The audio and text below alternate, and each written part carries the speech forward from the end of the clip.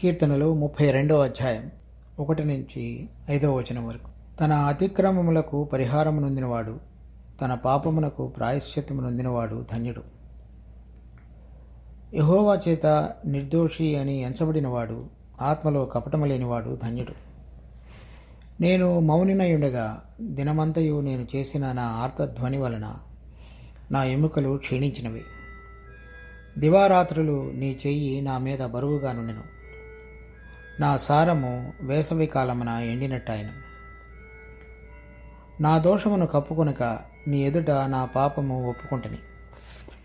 యెహోవా సన్నిధిని నా అతిక్రమములు ఒప్పుకొందును అని అనుకుంటుని.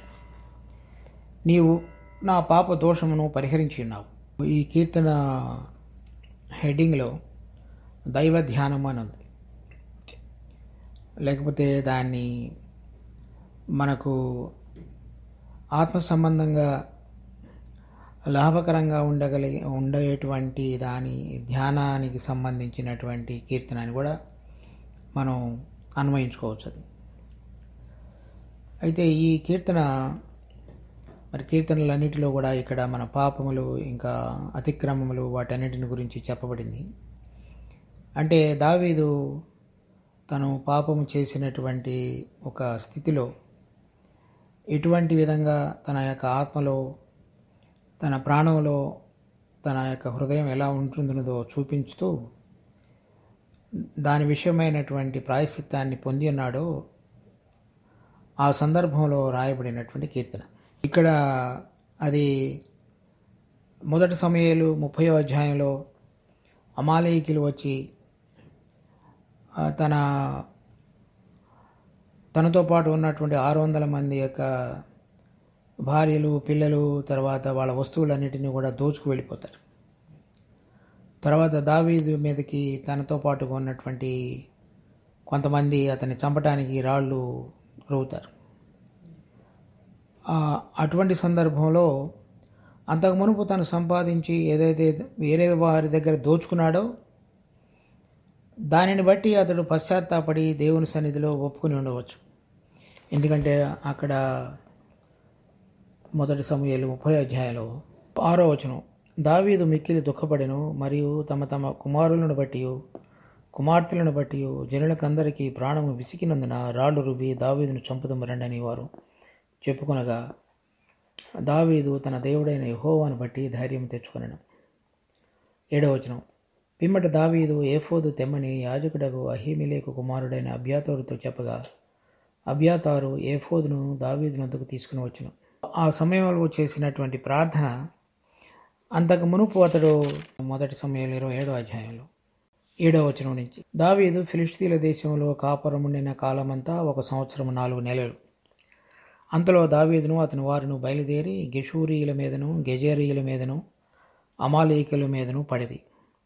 ప్రయాణస్తులు పో మార్గమున షూరు నుండి ఐగుప్తు వరకు ఉన్న దేశంలో వారు పూర్వము కాపురముండగా దావీదు ఆ దేశస్థులను హతము చేసి మగవాన్నేమి ఆడుదాన్నేమి ఎవరిని సజీవులుగా విడవక గొర్రెలను, ఎడ్లను, గార్ధపములను, ఒంటెలను, వస్త్రములను దోచుకొని తిరిగి ఆకీషు వద్దకు వచ్చినాయి. ఆకీషు ఇప్పుడు మీరు దండెత్తి దేశంలో జొరబడితిరా అని దావీదును అడగగా దావీదు యూదా దేశమునకు, ఎరహ్మెయేలీల దేశమునకు, కెనీయుల దేశమునకు దక్షిణముగా మేము ఒక ప్రదేశంలో జొరబడితిమనెను. అలాగను దావీదు చేయుచూ వచ్చెను. అంతటా ఫిలిష్తీయులు దేశములో నివసించినంత కాలము ఈ ప్రకారముగా చేయునని తమ్మును గురించి వారు చెప్పుదురేమో అని గాతుకు వర్తమానము తేగల మగవానినైనను ఆడుదానినైనను దావీదు బ్రతకనీయలేదు. దావీదు తన జనులైన ఇశ్రాయేలీయుల యందు తన యందు బొత్తిగా అసహ్యపడినట్లు చేసిన కనుక అతడు సదాకాలము నాకు దాసుడిగా ఉండునని అనుకుని ఆకీషు దావీదు మాట నమ్మెను. గెషూరీయులు, గెజేరీయులు అమాలేకీయుల మీద పడి షూరు నుండి ఐగుప్తు ఉన్న మార్గం అంతటిలో కూడా ఆ దేశస్తులను హతం చేసి వాళ్ళందరి దగ్గర దోచుకున్నాడు. అలా చేస్తూ వచ్చాడు. అలా చేసిన సందర్భం తర్వాత ఇక్కడ 30వ అధ్యాయంలో అమాలేకీయులు వచ్చి వాళ్ళని దోచుకుని వెళ్ళిపోయారు. అతడు 27వ అధ్యాయంలో చేసినటువంటి దానికి బదులుగా ఈ 30వ అధ్యాయంలో ఇప్పుడు అమాలేకుల వంతైంది వీళ్ళను దోచుకోవటం. దాన్ని బట్టి తనతో పాటు ఉన్నటువంటి 600 మందిలో కొంతమంది అతనిని చంపాలని చెప్పి రాళ్ళు పైకెత్తారు. అప్పుడు దావీదు దేవుడి దగ్గరికి వెళ్ళి, మరి నేను ఎల్వి అమాలేకీయులను తరిమేదనా అని చెప్పేటువంటి సందర్భంలో అతని హృదయంలో ఏదైతే పశ్చాత్తాపం కలిగి దానికి సందర్భంగా ఎలా ప్రార్థించాడు, ప్రార్థనకు ముందు తన హృదయంలో ఏమి తలంపులు మెదిలినాయి అనేటువంటిది తెలియపరుస్తూ రాసినటువంటి కీర్తన. తర్వాత 2 సమూయేలు 12వ అధ్యాయంలో కూడా దావీదు బెత్షెబాతోటి పోయి ఆ బెత్షెబా భర్త అయినటువంటి ఉరియాని చంపించటానికి ప్లాన్ వేసి ఒక పథకం ప్రకారంగా అతన్ని చంపించినటువంటి దాన్ని కూడా మనం 2 సమూయేలు 12వ అధ్యాయంలో నాతాను వచ్చి అతనికి చెప్తాడు. అప్పుడు తన పాపాన్ని ఒప్పుకుంటాడు, నేను పాపనని. సో అలా ఆ 2 సందర్భాల్లో కూడా దావీదు తన జీవితంలో ఒప్పించబడిన వాడుగా దేవుని దగ్గరికి వచ్చి వాటిని ఒప్పుకొని మరలా దేవుని చేత సరిచేయబడిన వాడుగా అతని జీవితంలో సంఘటనలు మనకి రాయబడ్డాయి. కనుక ఇక్కడ మనం చదివినటువంటి వాక్యాలన్నిటిలో కూడా మొదటి 2 వచనాల్లో చూస్తే, తన అతిక్రమములకు పరిహారం నొందినవాడు, తన పాపమునకు ప్రాయశ్చిత్తము నొందినవాడు, యెహోవా చేత నిర్దోషి అని ఎంచబడినవాడు, ఆత్మలో కపటము లేనివాడు ధన్యుడు. ఈ 4 ఒకటి అతిక్రమము. ఈ 2 వచనాల్లో 4 విషయాలు చెప్పబడ్డాయి. ఒకటి అతిక్రమం, రెండవది పాపము, మూడవది దోషము, నాలుగవది కపటం. సో ఇవన్నీ కూడా మనుషులందరిలో సహజంగా దేవుడిని ఎరగిన వారందరిలో కూడా ఉండేటువంటి గుణాలే. సో వాటిని గురించి అతనికి అర్థమైంది, అతడు ఏ విధంగా జీవించాడు అనేటువంటి. అతడు సౌలు చేత తరమబడినప్పుడు అన్ని సందర్భాలలో కూడా నీతిగా ప్రవర్తించిన వాడుగా లేడు. అలా దోచుకుంటూ వచ్చి ఆకీషు దగ్గరికి వచ్చినప్పుడు అబద్ధం చెప్తూ వచ్చాడు. దావీదు ఇశ్రాయేలీయులకు రాజుగా అభిషేకించబడ్డాడు. తర్వాత సౌలు తర్వాత అతడు రాజరికాన్ని పొందవలసిన వాడిగా ఉన్నాడు. అతడు దేవుని యొక్క మార్గంలో తన దేవుని యొక్క ప్రజలను నడిపించబడటానికి సిద్ధపరచబడవలసినటువంటి నాయకుడిగా ఉన్నాడు. అటువంటి ఉన్నతమైనటువంటి పిలుపుని కలిగి అటువంటి నాయకుడిగా ఆ దేశాన్ని ఏలాలి అంటే దేవుని యొక్క హృదయానుసారంగా మార్చబడాలి. తర్వాత అతిక్రమము, తర్వాత తన హృదయంలో కపటం ఉంది. ఎందుకంటే ఒకటి చేశాడు, ఇంకొకటి చెప్పాడు. వాటన్నిటిని గురించి కూడా అతడు విడుదల పొందాలి. విడుదల పొందితేనే కానీ అతడు సరైనటువంటి విధంగా దేవుని యొక్క రాజ్యానికి అర్హుడుగా ఎంచబడలేడు, రాజ్యం చేయటానికి.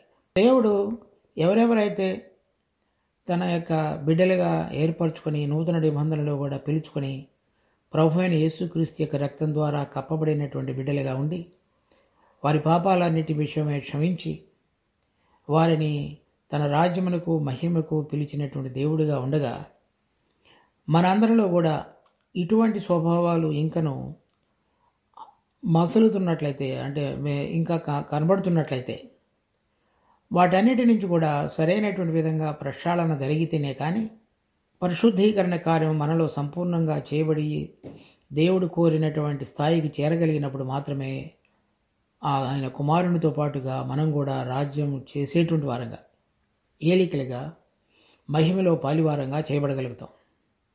కనుక ఈ 4 విషయాలు మనం ఇక్కడ కనుక చూస్తే మనకు అర్థమవుతుంది. ఒకటి, మొదటి వాక్యంలో చెప్పబడినటువంటిది తన అతిక్రమములకు పరిహారం నొందినవాడు. అతిక్రమం అంటే అర్థం ఏంటంటే ఏదైనా ఒక కక్ష్య లేకపోతే ఒక క్రమము ఉంటే దానిని మించి బయటికి వెళ్ళటం. అంటే ఏదైతే దేవుడు చెప్పి ఉన్నాడో అది కాకుండా వేరేది దానికి మించి మనం అధిగమించి చేయకూడనటువంటిది, చేయవద్దని చెప్పినటువంటి పనిని చేయటం అనేటువంటిది అతిక్రమం అని చెప్పవచ్చు. ఉదాహరణకి మీరు జ్ఞాన వృక్ష ఫలముల యొక్క దానిని మీరు తినవద్దని చెప్పాడు, అది క్రమం, తినకుండా ఉండటం. కానీ వాళ్ళు తిన్నారు, దాన్ని ఆయన ఇచ్చినటువంటి ఆజ్ఞను అతిక్రమించారు. తర్వాత అటువంటిది మనం పాపమునకు ప్రాయశ్చిత్తం, రెండవది పాపమునకు ప్రాయశ్చిత్తం కలిగించేవాడు. ఆ పాపం అంటే ఏంటంటే, దేవుడు మనుషులను సృష్టించుటలో కలిగిన ఉద్దేశం ఈ భూమి మీదను, ఆకాశంలోను, భూమి కింద ఉన్నటువంటి వాటన్నిటిలో కూడా, సముద్రంలో ఉన్న వాటన్నిటిలో కూడా తను రాజుగా, దేవుని యొక్క ప్రతినిధిగా రాజ్యం చేయాలని దేవుడు కోరాడు. తను చేసినటువంటి పాపాన్ని బట్టి దేవుడు నియమించినటువంటి గురి నుంచి తప్పిపోయాడు. అంటే దేవుడు నియమించినటువంటి గురి నుంచి తప్పిపోవటం అనేటువంటిది పాపం, దేవుని యొక్క వాక్య ప్రకారంగా. మూడవది, యెహోవా చేత నిర్దోషి అనేవాడు, అంటే దోషములు లేనివాడు అని నిర్దోషి అని. అది ఆ దోషములు అనే మాటకు అర్థం ఏంటంటే, హెబ్రీ భాషలో ఏదైతే అక్రమం ఉన్నదో, లేకపోతే ఏదైతే క్రమం ఉన్నదో, లేకపోతే నీతి న్యాయం ఉన్నదో, లేకపోతే దేవుని దృష్టిలో సరైనదిగా ఎంచబడుతున్నదో అది కాకుండా వేరేది చేయటం. ఉదాహరణకి, దేవుడు మనుషులను సృష్టించినప్పుడు మనకు ఆయన తండ్రి కనుక ఆయన ద్వారా, ఆయన మీద ఆధారపడి ఆయన వైపు చూస్తూ జీవించాలని కోరాడు. మనిషి ఏం చేస్తున్నాడంటే, తనంతట తానుగా దేవుడు లేకుండా నా అంతటగా నేను అన్నిటినీ చేయగలను అనుకుంటూ జీవిస్తున్నాడు. అది దేవుని దృష్టిలో దోషమైనది. అంటే ఒక రకంగా చూస్తే, నీవు లేకుండా బ్రతకగలను, జీవించగలను అనేటువంటిది మనిషి అది స్థాపించాలని కోరుతున్నాడు. ఉదాహరణకి, బాబేలు పట్టణాన్ని కట్టడానికి ప్రారంభించినటువంటి వాళ్ళందరూ కూడా ఆకాశమునకు ఎక్కాలని చూశారు. అప్పుడే దేవుడు భాషలన్నిటినీ తారుమారు చేసి వాళ్ళందరినీ చెదరగొట్టాడు. కనుక ఏదైతే దేవుడు మన జీవితంలో లేకుండా మన ఇష్టం వచ్చిన విధంగా జీవించడానికి చేసే ప్రతి ప్రయత్నం కూడా దేవుడు దాన్ని దోషంగా, లేకపోతే అక్రమం అనేదిగా చూస్తాడు. తర్వాత కపటము, ఆత్మలో కపటం లేనివాడు. కపటం అనేటువంటి మాటకు అర్థం ఏంటంటే, కొంత ఉన్నదానిని వక్రీకరించి మాట్లాడటం లేకపోతే చేయటం. ఏది సరైనదో దానిని కొంచెం మెలికబెట్టి, మన మాటలో సరిగా మాటను మార్చి వేరే అర్థం వచ్చే రీతిగా మాట్లాడటం. అది అబద్ధం కావచ్చు, లేక పైకి సత్యంగా కనబడుతున్నప్పటికీ లోపల దాని యొక్క భావన వేరుగా ఉండొచ్చు. అలా అంటే మోసం చేయాలనేటువంటి విధంగా నడిపించబడేటువంటి మనస్సుని. ఇవన్నీ కూడా అతని జీవితంలో ఉన్నాయి. ఏదైతే దేవుడు అతన్ని రాజరికానికి సిద్ధపరిచాడో దానిని కాకుండా, ఎటువంటి విధంగా జీవించాలో దాని కాకుండా వేరైన విధంగా వెళ్ళిపోయినది. మరి అనేక మందిని, ఎవరెవరైతే ఆకీషు దగ్గరకు దావీదు ఈ విధంగా దోచుకుంటున్నాడు అనేటువంటి వార్త చెప్పేటువంటి మగవాళ్ళందరినీ చంపివేశాడు. అది మరి దేవుడు ఊరుకోడు కదా. తర్వాత ఆకీషు దగ్గరికి అతడు చేసినటువంటి దోషాన్ని కప్పిపుచ్చుకొని వేరే రకంగా ప్రవర్తించాడు. అంటే తన హృదయంలోనే ఉన్న చంపి ఉన్నాడు, నేను ఇలా చేశాననేటువంటిది అతన్ని కెలుగుతుంది, అతన్ని కదిలిస్తుంది. కానీ ఆకీషు దగ్గర అది చెప్పలేదు. అంటే అతని హృదయంలో ఏమర్థమవుతుంది, నేను సరిగా లేను అనేటువంటిది అతనికి తెలిసింది. కానీ దాన్ని ఆకీషు దగ్గర కప్పివేశాడు. వాళ్ళని చంపడం కానీ, దోచుకోవటం కానీ, తర్వాత వేరే అతని దగ్గర కపటంగా ప్రవర్తించటం కానీ, ఇవన్నీ కూడా దేవుడు అతనికి పరిహారం చెల్లించేటట్లుగా అమాలేకులు వచ్చి వాళ్ళందరినీ దోచుకుని వెళ్ళిపోయారు. కానీ దేవుడు మళ్ళా వాటన్నిటిని తిరిగి పొందగలిగేటట్లుగా చేశాడు. ఎప్పుడు చేశాడు అంటే, వాటన్నిటిని ఒప్పుకొని చేసినప్పుడు చేశాడు. ఒప్పుకొని అంగీకరించి దేవుని సన్నిధిలో సరి చేసుకున్న తరువాత దేవుడు చెప్పాడు, నువ్వు వెళ్ళి వాళ్ళని తరుము, నేను వాళ్ళని నీకే ఇస్తానని చెప్పాడు. కనుక ఏది నష్టపోకుండా మళ్ళీ మొత్తం అంతటిని కూడా అతడు పొందగలిగాడు. మనం దేవుని చేత సరిగానే దేవుని సన్నిధిలో జీవిస్తున్నామని అనుకుంటున్నప్పటికీ కూడా మన హృదయంలో ఎటువంటి దేవునికి వ్యతిరేకమైనటువంటి స్వభావాలు దాగి ఉన్నాయో వాటన్నిటినీ రకరకాలైనటువంటి సందర్భాలు, పరిస్థితులు, మనుషులు మన మీదకు తీసుకుని రావటం ద్వారా మనలో దాగి ఉన్నటువంటి దేవునికి వ్యతిరేకమైనటువంటి గుణాలన్నిటిని కూడా దేవుడు ఆయా సందర్భాలలో, పరిస్థితులలో, మనుషుల ద్వారా చక్కగా తేటగా మన గమనానికి తీసుకొస్తాడు. కానీ అప్పుడు మనం వెళ్ళేటువంటి మార్గం దేవుని యొక్క గురి నుంచి మనం తప్పించింది గాను, తర్వాత మనం వెళ్ళేటువంటి క్రమం అది దేవుని దృష్టిలో అతిక్రమంగాను, అది దేవుని దృష్టిలో దోషంగాను, మన హృదయంలో, మన ఆత్మలో అది దానిని వక్రీకరించి వేరైన విధంగా మాట్లాడి చేసేటువంటి స్వభావం కలిగిన వారంగా ఉన్నామని గుర్తించగలిగేటట్లుగా దేవుడు తన యొక్క ఆత్మ ద్వారా తెలియజేస్తాడు. ఆ తెలియజేసినటువంటి సందర్భంలో దావీదు రాసినటువంటి కీర్తన. ఇక్కడ మనం ఏం చూస్తామంటే మొదటిది అతిక్రమం. పాత నిబంధనలో మన ఒక పండగ ఉంది. అది లేవీ పత్రిక 16వ అధ్యాయంలో రాయబడింది. లేవీ పత్రిక 16వ అధ్యాయం 34వ వచనం. సంవత్సరమునకు ఒకసారి ఇశ్రాయేలీయుల సమస్త పాపములను బట్టి వారి నిమిత్తము ప్రాయశ్చిత్తము చేయుటకు ఇది మీకు నిత్యమైన కట్టడ.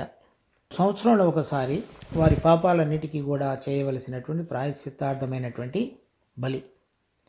దానిలో 2 ఉన్నాయి. ఒకటి 5వ వచనం. మరియు అతడు ఇశ్రాయేలీయుల సమాజమునద్ద నుండి పాప పరిహార్థ బలిగా 2 మేకపిల్లలను, దహన బలిగా 1 పొట్టేలును తీసుకుని రావాలను.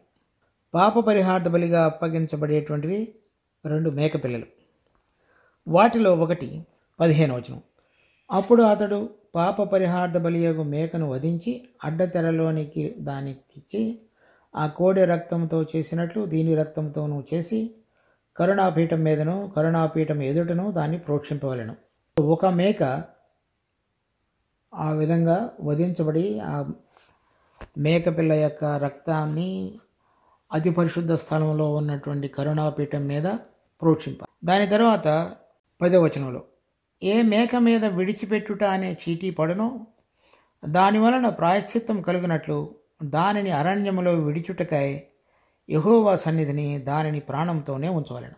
2 మేకలలో ఒకదానిని అరణ్యంలో పాపాలన్నిటినీ మోసుకొని పోయేటువంటి గొర్రెపిల్లగా విడిచిపెట్టాలి. రెండవ దాన్ని వధించి ఆ రక్తాన్ని లోపల అతి పరిశుద్ధ స్థలంలో ఉన్నటువంటి కరుణాపీఠం మీదను ఆ కరుణాపీఠం ఎదుటను దాన్ని ప్రోక్షించాలి. ఏదైతే ఆ మేకపిల్ల విడిచిపెట్టట అనేటువంటి చీటీ పడుతుందో దాన్ని విడిచిపెడతారో, యోహాను సువార్త 1వ అధ్యాయం 29వ వచనం. మరునాడు యోహాను యేసు తన యొద్దకు రాగా చూచి, ఇదిగో లోక పాపమును మోసుకొని పోవు దేవుని గొర్రెపిల్ల. ఈ పాపములు మోసుకొని పోవుట అనేటువంటిది ఇక్కడ మనం చదివినటువంటి అతిక్రమములకు వాటన్నిటినీ కూడా మోసుకొని పోవుట అనేటువంటిది. అంటే ఇక్కడ పరిహారము నొందుట అనేటువంటి మాటకు అర్థం ఏంటంటే అది తీసుకొని వెళ్ళిపోవుట అనేది. అలా ఏ మేక మీద అయితే విడిచిపెట్టబడుట అనేటువంటి చీటీ పడిందో దానికి సాదృశ్యంగా మన ప్రభు అయిన యేసుక్రీస్తు మన పాపములను మోసుకొని పోతున్నటువంటి గొర్రె పిల్లగా ఈ లోకమునికి వచ్చినాడు. తర్వాత రెండవది పాపమునకు ప్రాయశ్చిత్తము నొందినవాడు. ఏదైతే మేకపిల్లను వధించారో దాని యొక్క రక్తాన్ని కరుణాపీఠం మీదను తర్వాత కరుణాపీఠం యొక్క ఎదుటనున్నటువంటి మందసం ఎదుటను దాన్ని ప్రోక్షించారు. ఆ ప్రోక్షించబడినప్పుడు అక్కడ ఏం జరుగుతుంది, ఇక్కడ కూడా ఆ రక్తం అనేటువంటిది ఆ ప్రోక్షించబడినప్పుడు అంటే అర్థం ఏంటంటే అది కప్పింది అని. సో ఇక్కడ మనం చదివిన దాంట్లో తన పాపమునకు ప్రాయశ్చిత్తం నొందినవాడు. అక్కడ లేవీ పత్రిక 16వ అధ్యాయంలో కూడా అది ప్రాయశ్చిత్తార్థమైనటువంటి బలి మన పాపాలకు. ఆ ప్రాయశ్చిత్తం ఎలా జరిగింది అంటే ఆ రక్తాన్ని తీసుకొని ఆ కరుణాపీఠం మీద ప్రోక్షించారు. అలా విశ్వాసం ఉంచినటువంటి మనందరం కూడా ఆ ప్రభు అయినటువంటి యేసుక్రీస్తు యొక్క రక్తం చేత కప్పబడి ఉన్నాం. ప్రాయశ్చిత్తార్థం అనేటువంటిది ఏదైతే కనబడుతున్నదో అది కనబడకుండా కప్పివేయటం అని అర్థం. రోమాపత్రిక 3వ అధ్యాయం 25-26 వచనం. పూర్వము చేయబడిన పాపములను దేవుడు తన ఓరిమి వలన ఉపేక్షించినందున ఆయన తన నీతిని కనపరచవలనని యేసుక్రీస్తు రక్తమునందలి విశ్వాసము ద్వారా ఆయనను కరుణాధారముగా బయలుపరచను. సో అక్కడ లోపల ఉన్నటువంటి అతి పరిశుద్ధ స్థలంలో ఉన్నటువంటి కరుణాపీఠం అన్నా, ఇక్కడ రాయబడినటువంటి కరుణాధారం అన్నా ఒకటే మాట. అంటే ఏం జరుగుతుంది? మన యొక్క పాపాలకు బదులుగా ఆ మేకపిల్ల వధించబడి ఆ రక్తాన్ని కరుణాపీఠం మీద ప్రోక్షించు.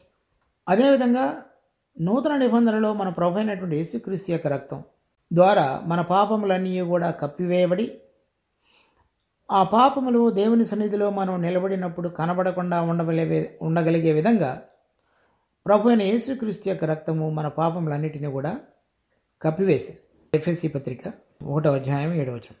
దేవుని కృపా మహదైశ్వర్యమును బట్టి ఆ ప్రియుని యందు ఆయన రక్తం వలన మనకు విమోచనము, అనగా మన అపరాధములకు క్షమాపణ కలిగినది. అంటే ఎవరి పాపములు ప్రాయశ్చిత్తం పొంది ఉన్నారో వారు క్షమించబడ్డారో ఆ రక్తం వలన మనకి విమోచనం కలిగింది. తరువాత ప్రకటన గ్రంథం 1వ అధ్యాయం 6వ వచనం. మనలను ప్రేమించుచు తన రక్తం వలన మన పాపముల నుండి మనలను విడిపించిన వానికి మహిమయు ప్రభావమును కలుగునుగాక, యుగయుగములు కలుగునుగాక. ఆమె. ఇక్కడ మనం చూసినటువంటి ఈ వచనాలన్నీ కూడా మన పాపములకు ఎటువంటి విధంగా ప్రాయశ్చిత్తార్థంగా చేయబడటానికి, అంటే ఆ పాపములను కప్పటానికి, దేవుని సన్నిధిలో మనము పాపము చేసినటువంటి స్థితి కాకుండా మన పాపములు కప్పబడినటువంటి స్థితిని దేవుడు చూడగలిగే విధంగా కుమారుడైనటువంటి యేసుక్రీస్తు యొక్క రక్తము మన పక్షంగా అర్పించబడింది. యెహోవా చేత నిర్దోషి అని ఎంచబడినవాడు. మూడవది, ఈ దోషములు మనకు మామూలుగా అయితే మనం చేసినటువంటి దేవుడు లేకుండా దేవునికి వ్యతిరేకంగా నాకు దేవుడు అవసరం లేదు అనుకుంటూ జీవించినటువంటి ఆ నాస్తికత్వాన్ని దేవుడు దోషంగా పరిగణించితే, అలా కాకుండా ఇప్పుడు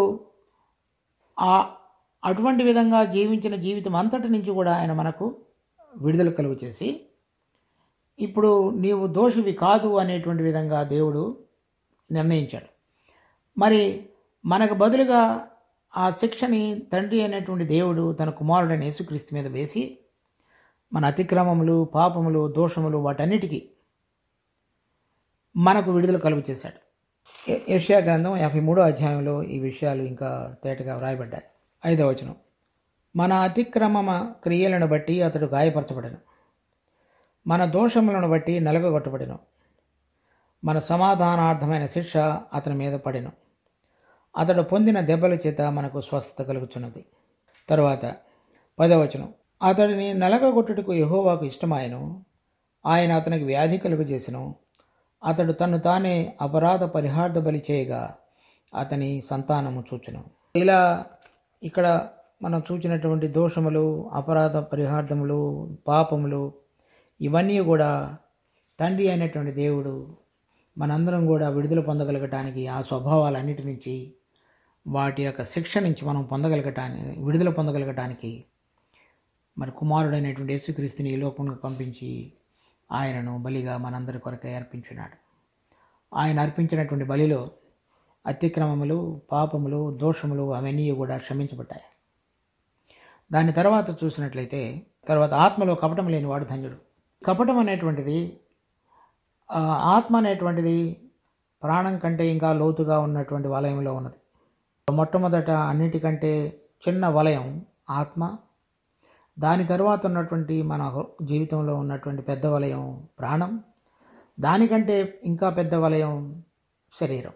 ప్రాణము అనేటువంటి దాంట్లో హృదయము, మనస్సు, తర్వాత వారు రెండింటిని నిర్ణయించుకోగలిగినటువంటి నిర్ణయించేటువంటి శక్తి.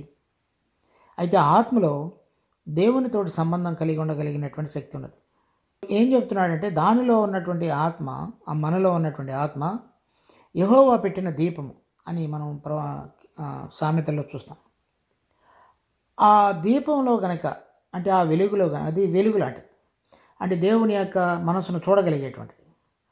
అలా చూడగలగకుండా అది వక్రీకరించి మోసపూరితమైనటువంటి విధంగా ప్రతిదీ చూడగలిగి కనుక అటువంటి గనక ఉన్నట్లయితే అప్పుడు ఆత్మలో కపటం ఉందని చెప్పచ్చు. ఉదాహరణకి నతనయేలు ప్రభు అయిన యేసుక్రీస్తును మొదటిసారి కలిసినప్పుడు ఇతడు నిజమైనటువంటి ఇశ్రాయేలీయుడు, ఇతనిలో ఏ కపటమును లేదు అని చెప్పాడు. అంటే అతడు యేసు ప్రభువును కలిసినప్పుడు ఏదైతే అక్కడ నుంచి మస్సయ్య రాడు అని చెప్పాడు, అంటే గలతీలో నుంచి, గలిలయ ప్రాంతం నుంచి రక్షకుడిగా పుట్టవలసిన వాడు బెత్లెహేములో లేకపోతే యూదా ప్రాంతంలో ఉండాలని అతని యొక్క ఉద్దేశం. అది తేటైన మనసుతోటి వాక్యాన్ని వెతుకుతూ ఎప్పుడు మెస్సయ్య లేకపోతే క్రీస్తు వస్తాడనేటువంటి తలంపులో ఉన్నాడు కనుక అతని హృదయంలో నిజంగా దేవుని వెతుకుతున్నటువంటి మనసు కనబడింది కాబట్టి ప్రభు అతనికి చెప్పాడు, నీ హృదయంలో ఇతనిలో ఏమాత్రమును కపటం లేదు అని. సో నిజమైనటువంటి ఇశ్రాయేలుడు అన్నా కానీ అర్థం అదే. ఈ కపటం అనేటువంటి మనసు మన హృదయంలో ప్రతిదాన్ని కూడా వంకరగా చూస్తూ అటువంటి విధంగా దాని ప్రవర్తనను బయటికి తీసుకొచ్చేటువంటిది. ఉదాహరణకి అతడు మనుషులందరినీ చంపుతున్నాడు దావీదు, ఆకీషు దగ్గర వేరుగా ప్రవర్తిస్తున్నాడు. సో అతని హృదయంలో అలా వక్రీకరించి ప్రవర్తించేటువంటి మనసు, దానిని మరలా ఇతరులకు అటువంటి విధంగా చెప్పేటువంటి మనసు రెండు ఉన్నాయి. అది అతనికి అర్థమైంది. నేను ఇంతవరకు చేస్తున్నది అంతయు కూడా ఇది సరైనది కాదు. అతనికి అర్థమైంది, అంటే నాలో ఆ పాపము చేయటానికి ఏదైతే మూలం ఉన్నదో ఆ పాప స్వభావాన్ని బట్టి నేను చేసేటువంటి పాపములు, అతిక్రమములు, దోషములు అవన్నీ కూడా ఇప్పుడు బయటపడుతున్నాయి. దానికి మూలంగా ఉన్నటువంటి ఆత్మలో ఉన్నటువంటి ఆ పీఠం ఏదైతే ఉన్నదో అది కపటంతో కూడిందిగా ఉంది. అది ప్రభు చేత వెలిగించబడి నాలో దేవుని యొక్క ఆత్మ పనిచేసి ఆ మూలాంశమైనటువంటిది తప్పు చేసేది, పాపం చేసేది, అతిక్రమం చేసేది, దోషం చేసేటువంటి దానికి మూలంగా ఉన్నటువంటిది అదంతా కూడా మార్చబడాలి. ఆ మార్చబడాలంటే నువ్వు వీటన్నిటిని క్షమించడం మాత్రమే కాకుండా నాలో వాటన్నిటికీ మూలమైనటువంటి ఆ వేరునే నువ్వు పూర్తిగా తీసివేయాలి. అప్పుడు మాత్రమే నేను కపటం లేనివాడుగా చేయబడతానని చెప్పాడు. అంటే మనం అందరం దాన్ని గమనించాలి. ఎప్పుడు కూడా ఏదైతే ఒక తప్పు చేస్తామో, పొరపాటు చేస్తామో, దోషం చేస్తామో, అతిక్రమం చేస్తామో వాటిని ఒప్పుకొని ప్రభు సన్నిధికి వచ్చి అంగీకరించి క్షమాపణ అనేటువంటి అనుభవంలోనికి రాగలుగుతున్నాం విశ్వసించిన బిడ్డలు. కానీ దానికంటే ఇంకొక మెట్టు లోపల చూశాడు దావీదు. అలా మాటి మాటికి ఎందుకు చేస్తున్నాను నేను, ఎందుకు నాలో అటువంటి విధంగా నా జీవితంలో పొరపాట్లు జరుగుతున్నాయి, దేవుడికి అయిష్టకరమైనటువంటి మార్గంలో నేను ఎందుకు పయనిస్తున్నాను అనేటువంటిది పరీక్షించుకున్నప్పుడు ఆత్మలో వేరే అయినటువంటి సిద్ధాంతం పనిచేస్తున్నట్టుగా కనబడింది. అది సరిచేయమని అడుగుతున్నాడు. అది కనుక సరిచేయబడినట్లయితే అప్పుడు ఏది దేవుడికి అయిష్టకరమైందో, లేకపోతే దేవుడి దృష్టిలో ఏది సరైన గురో, లేక దేవుడి చేత ఆధారపడి దేవుని మీద ఆధారపడుతూ జీవించగలడో వాటన్నిటినీ చేయగలుగుతాడు.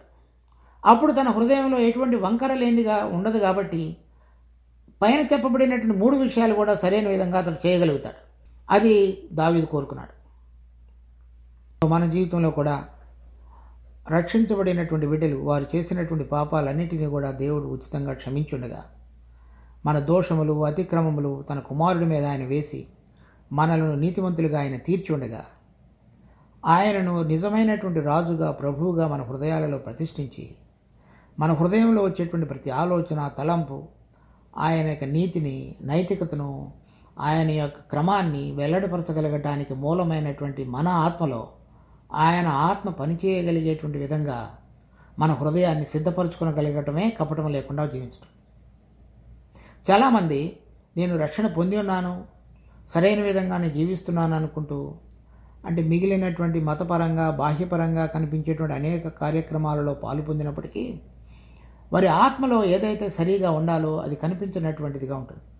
ఎప్పుడైతే ఆ కపటం అనేటువంటిది లేకుండా ప్రభు అయినటువంటి యేసుక్రీస్తు యొక్క ఆధారంగా వాళ్ళ ఆలోచనలు, మాటలు, క్రియలు అన్నిటినీ కూడా దానిలో నుంచి సరిచేయబడినటువంటి ఆత్మలో నుంచి రావాలని కోరుకుంటాడో, ఆ ప్రభువును ప్రతిష్ఠిస్తాడో, ఆ ఉంచబడినటువంటి పరిశుద్ధాత్మ యొక్క ప్రభావం ద్వారా వాళ్ళ జీవితాలు నడిపించబడతాయో, మెల్లమెల్లగా పాపములు, అతిక్రమములు, దోషములు వాటన్నిటిలో నుంచి జయం పొందిన జీవితంలోనికి ప్రభు చక్కగా నడిపిస్తాడు. ఆ విషయాన్ని తెలుసుకున్న తర్వాత దావీదు ఏం చెప్తున్నాడంటే 5వ వచనంలో, నా దోషమును కప్పుకొనక నీ ఎదుట నా పాపం ఒప్పుకొట్టని, యెహోవా సన్నిధిని నా అతిక్రమంలో ఒప్పుకొందను అనుకుంటుంది.